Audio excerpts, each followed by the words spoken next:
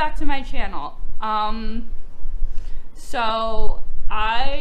Since this channel is about raising awareness for autism, and I said that I would document the whole series of getting re-diagnosed and my feelings and thoughts on it and everything, I'm honestly still having a very hard time with it.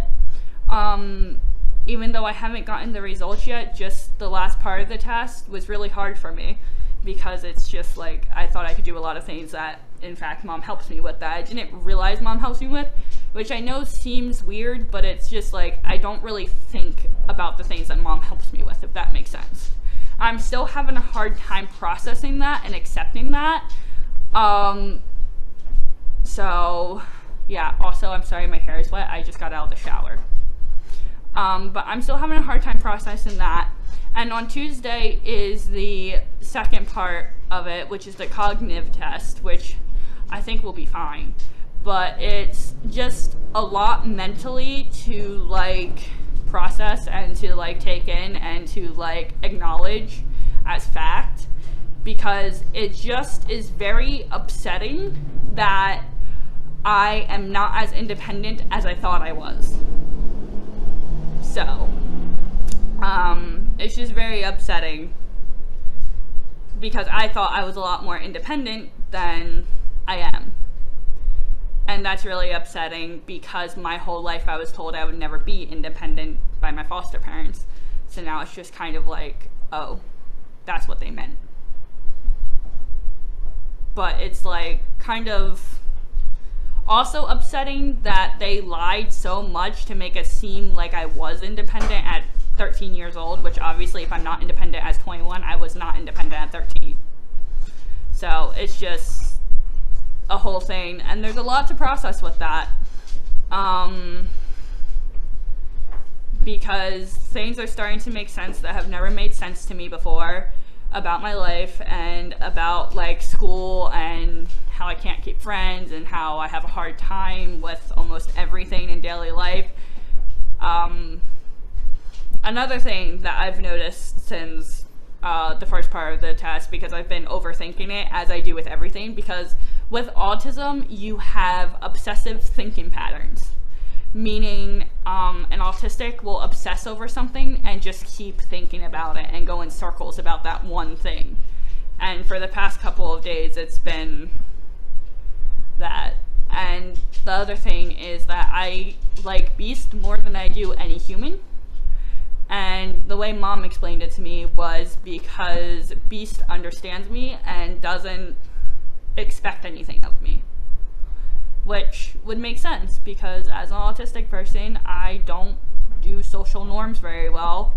And I don't do like social cues very well. And I'm very stressed out in situations that are social.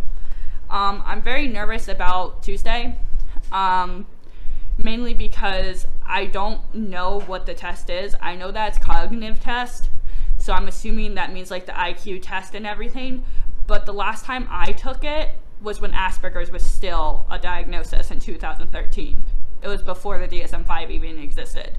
So I don't know what the test is now, and that's scaring me because I don't know what to expect. I know that it's testing how my brain works and everything because that's important with autism, but I don't know what type of test they are. I don't know if it's an IQ test. And tests in general give me really bad anxiety because it's very difficult for me to concentrate on them, let alone actually take them. When I was in school, when I had tests, I was given an extra hour to take them. Like when I was in physical school. Throughout elementary school and middle school, I was given extra time to take the test because of how much anxious it made me. So I'm hoping for the best, but I'm pretty sure that my diagnosis is going to be very different than my first one. And that's both a good thing and a scary thing. It's good because I can finally get the help I've needed since I was like little, but it's scary because it changes a lot about my life. And the way it changes it is because I will have to accept that I am disabled, and I will have to accept that there is no cure, and that it doesn't just go away, and no matter how much therapy I do, it won't go away. And that's the hardest thing to accept, because it's just like, my whole life, I've basically tried to, like, wish it away, if that makes sense. Because of how awful my parents made me feel about it. So it's just very difficult to accept, and it's part of the reason why I'm doing this YouTube channel, so that other autistics don't feel the way that I have in the past and currently do about my autism. It's not something to hide, it's not something to be ashamed of. Autism's pretty cool. It has pretty cool benefits, like the photographic memory part is really cool. And the special interest part is really cool, but it just sucks how many stereotypes there are. It really sucks. And it's just like everything I was told growing up about autism doesn't match my current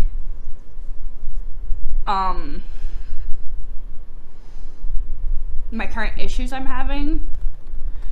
So it's just very hard for me to, like, accept this as reality, and I'm working on that. And on Tuesday I also have therapy, and I'll be talking about it in therapy. But it's like, when you're told something for so long that something's not a big deal and that something doesn't affect you and all this other stuff, when you find out that it really does affect you and it is a really big deal, it's kind of a lot and very difficult to, like, take in and process. So yeah, I'm still having a hard time with it, but I know it'll be okay. I have Mom and my aunt helping me, and supporting me, and of course Beast. I always have Beast. But it's just a very difficult thing, and I just wanted to let you know how difficult it is, because like I said, the whole point of this channel is to bring awareness, and part of that is awareness about the diagnostic process. It is not an easy thing to go through. It's very upsetting and very difficult, because it makes you realize things about yourself that you didn't pay attention to before. And it's just very difficult to, like, accept it as reality type of thing. Another thing I will be doing is, when I get the results, I will be reading parts of it, not the personal parts, just parts of it that I think are important out loud to you guys. Because like I said, I want to bring as much awareness to autism as possible and make other autistics not feel alone, and then also just so hopefully we can undo stereotypes, because I hate them. So yeah, but yeah, I just wanted to say that. Don't forget to subscribe. Thank you.